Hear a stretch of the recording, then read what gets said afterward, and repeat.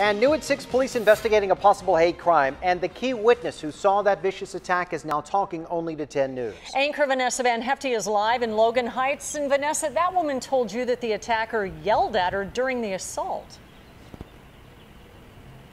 Kimberly, Steve, it happened in this alley right here off of Imperial Avenue. You can see police tapes, remnants of it still here. We talked with one woman who says she saw her friend getting pummeled right here in this alley. She didn't think he'd survive it. I've never seen nothing like that in my life. Never seen nothing like that in my life. Kay didn't want to show her face, afraid of retaliation after witnessing a vicious beating in this alley Saturday night. He hit him and he knocked him down. Now, when he knocked him down, he was out. Police say it was a random, unprovoked attack on a 56-year-old black man. He's just stomping him in the head, stomping him in the head, kicking him in the head. That's the only places he was doing, kicking him and stomping him in his head and in his face. When Kay realized the victim was her friend Kevin, she tried to stop it. He told me, you want some too? He turned around and looked at me and said, you want some too? And then he said, I hate. I'm thinking now he's going to attack me. The attacker left momentarily and came back with bamboo sticks to continue the beating. The boy could have been there, but he didn't care. He did not care. He just kept stomping him and beating him and stomping him and beating him in his head and in his face. This man is Kevin's friend. They collect cans together and have no enemies. You know, it hurts. It hurts a very lot, you know, that someone would do that to him. And I hope that that person gets caught. Meantime, Kay is laying low. Police are hoping to recover surveillance video from this nearby business. I am watching my back. Yeah, I try not to be up here at nighttime. And police tell me that the victim, Kevin, is out of the hospital with non-life-threatening injuries. Meantime, they are still looking for an Hispanic man, 5'5" to 5'8". They say he has defining tattoos on the back of his calves, possibly an S and a D. Reporting live from Logan Heights, Vanessa Van Hefty, 10 News. Thank you, Vanessa. Only on 10 News. I am also pleading from you, Your Honor, to please be understanding for my grandson. A tearful plea from the grandmother of a hit-and-run driver who killed a popular National City man. The death rocked National City and the families of both the driver and his victim. Our 10 News reporter Allison Ash is live at National City with the judge's surprise move that led to even more tears. Allison. Yeah, you know, Robert Gustafson was walking his dogs right here in the street in National City, right in front of his home, in fact, here in National City. His family didn't go to court today for today's sentencing, but they did make their voices heard. In letters they wrote to the judge asking him to spare the young man who drove that car. I really pray for his soul every day that whatever happened, God will take care of him. That's the grandmother of Efren Black, promising to pray for his victim and asking the judge to show mercy. Tears streamed down Black's face. He's a very loving, caring, wholehearted person, and what he did was really shocking, and it wasn't like him. It was February 13th when Black swerved to avoid hitting a dog. Instead, his car struck 81-year-old Robert Gustafson, a retired attorney, Navy veteran, and by all accounts, good guy. Our family is so sorry for the heartache that they're going through, and we pray for them on a daily basis to uplift their spirits and, you know, that they could get through this dark time. Black turned himself in the day after the accident, after learning Gustafson, who liked helping young people in trouble, died. We feel very strongly that this young man would have been one that Robert would have defended had the circumstances been different. Black's attorney read aloud the letters the victim's family wrote. They asked the judge to give Black a second chance, saying that's what Gustafson would have wanted.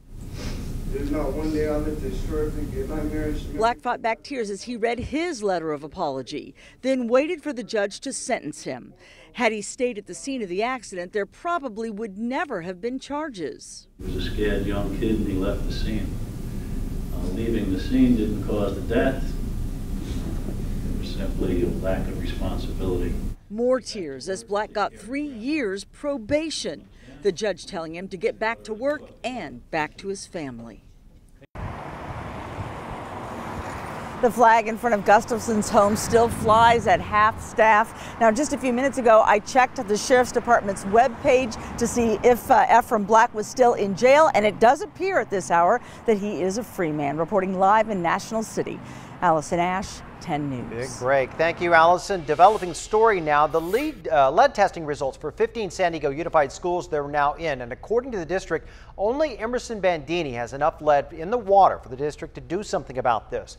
But public health advocates say more students are at risk. Now, the 5 schools all had at least one sample test positive for lead at 5 parts per billion or higher. The district claims they're safe because that number is below the federal threshold of 15 parts per billion. But California's health department has set a limit of 0.2 parts per billion. Public health advocates suggest the schools use filters certified to remove lead. Happening now, at least 2 San Diego City Council members want San Diego's mayor to reconsider taking money from the arts. During today's meeting, they questioned whether Mayor Faulkner is going to restore any of the arts funding that he yanked from his latest budget proposal. The $3.6 billion plan puts an emphasis on community services such as street repairs, rec centers, libraries, and public safety.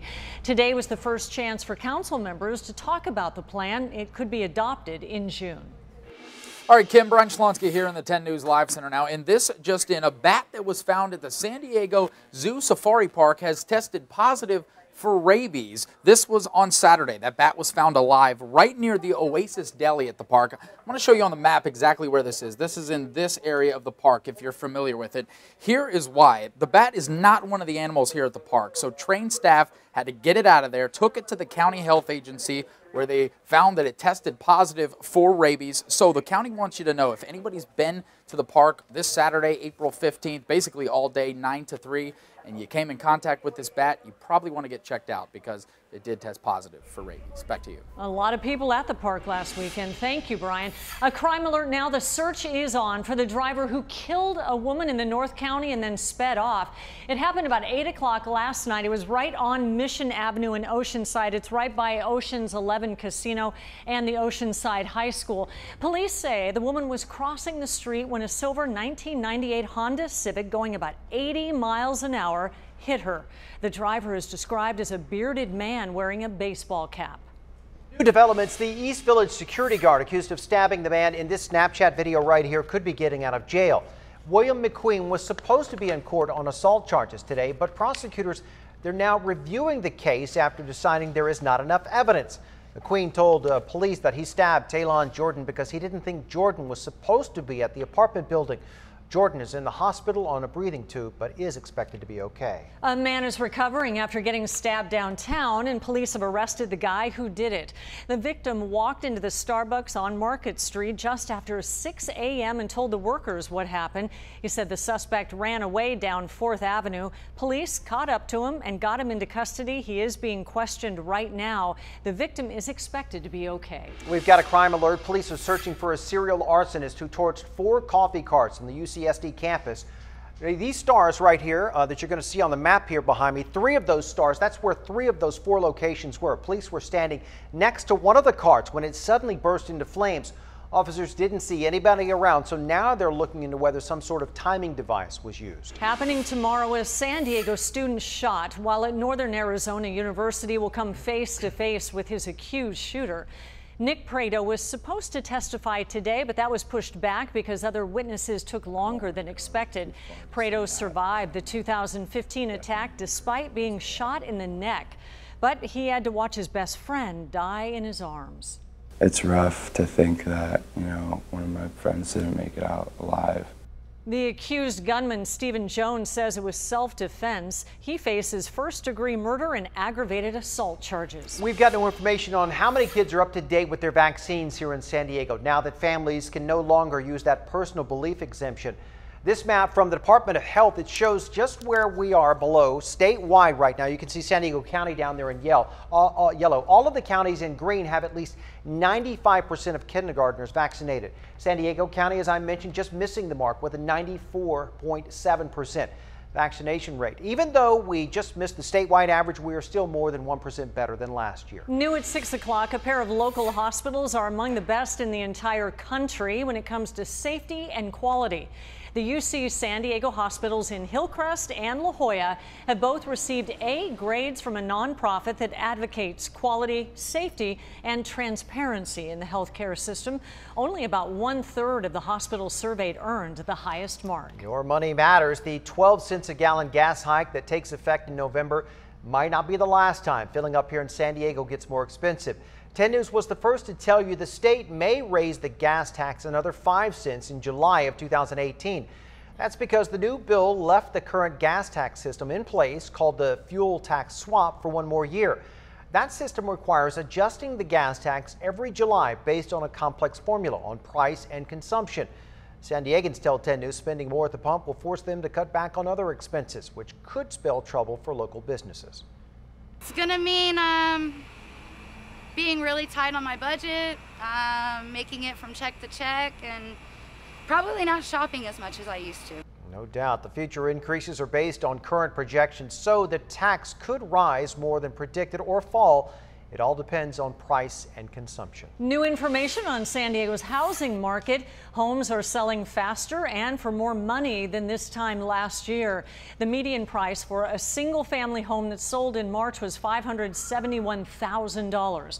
That's nearly 4% more than March of 2016. And it took those homes just under 27 days to sell last month. That's better than nearly 30 days that it took homes to sell in March of 2016.